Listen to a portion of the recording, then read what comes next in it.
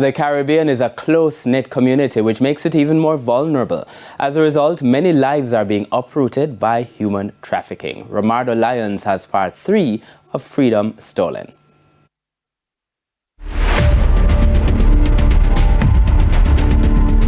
The Caribbean has been a hub for trafficking. 2016, 20 Cubans were identified as victims in Turkey.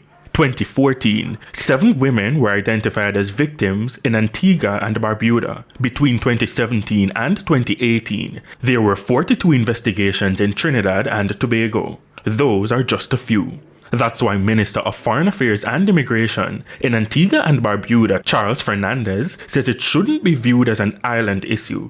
Instead, as a Caribbean one. A visitor coming not to an island but to the Caribbean. Having said that, in terms of Antigua Barbuda, we are very vulnerable in that we have 365 beaches. So those are opportunities when people are coming to smuggle the human trafficking or any kind of item for that matter, then they would not come through the regular airport, they'd come through one of these spots. Now, several Caribbean countries have laws that criminalize human trafficking. Also, counter-trafficking units that assist victims and pursue traffickers. But Mr. Charles says it's difficult for small islands with limited resources to really manage that. However, the size is also beneficial to us in that because the island is so small, everyone more or less knows everybody or knows somebody.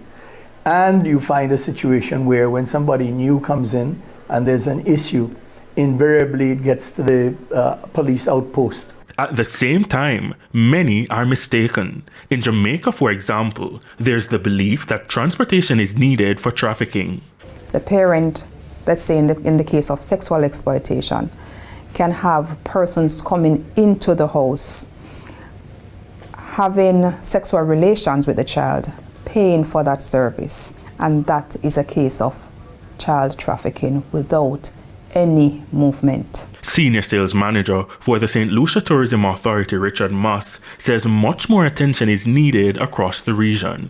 Human trafficking is such a crucial issue globally that we really have to play our part. Our authorities are definitely on the lookout for anything that may be suspect or a little bit off, and so certainly one of the things we've done is to sensitize our population in St. Lucia, but also at our air and seaports so that they ensure that they are on the lookout. Minister of Economic Development in Curacao says a problem for his country is proximity to Venezuela. Curacao is close to Venezuela, and what is happening in Venezuela, a lot of Venezuelan people is traveling to Curacao, and mainly the women, they are, working in club, like giving service. He says strong repercussions will send an even stronger message. We used to have cases, and we have bring them in front in the court systems. We bring them in the justice system. So we prosecute people. So there is a very strict policy about human trafficking. The United States State Department says the COVID-19 pandemic, climate change, and discriminatory practices further compounded vulnerabilities to exploitation, including human trafficking. Romardo Lyons, TVJ News.